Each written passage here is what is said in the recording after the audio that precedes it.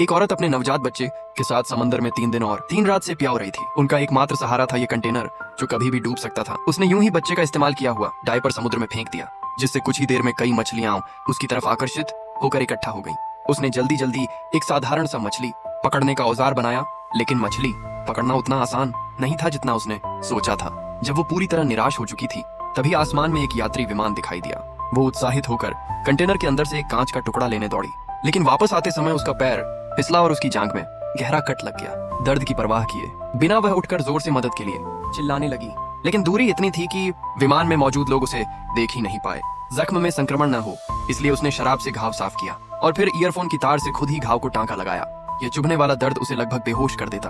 पोषण पाने के लिए मछली पकड़नी जरूरी थी। उसने ईयरफोन की तार से एक छोटा मछली जाल बना दिया, उसे समुद्र में डालकर फिर डायपर को चारे के रूप में इस्तेमाल किया और धैर्य से इंतजार करने लगी।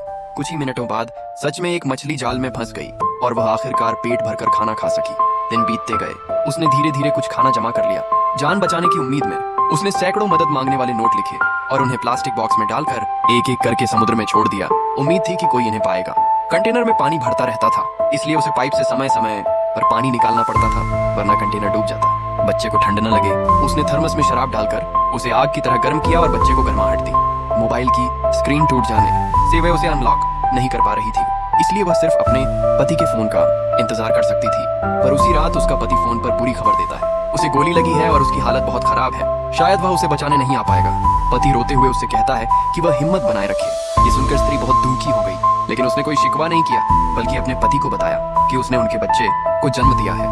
फिर उसने पति से कहा कि वह बच्चे के लिए कुछ प्यार भरी बातें कहे और उन्होंने बच्चे का नाम भी रख दिया नुआ नुआ। इसके बाद फोन की बैटरी खत्म हो गई और उनका संपर्क टूट गया। कुछ दिनों बाद पानी का स्तर सबसे ऊपर तक पहुंच गया। उसे सबसे बुरा होने से पहले तैयारी करनी थी। उसने लकड़ी और प्लास्टिक बक्सों से एक छोटा बेड़ा बना लिया ताकि अगर कंटेनर डूब जाए तो वे कुछ समय तक उस बेड़े पर तैर सकें।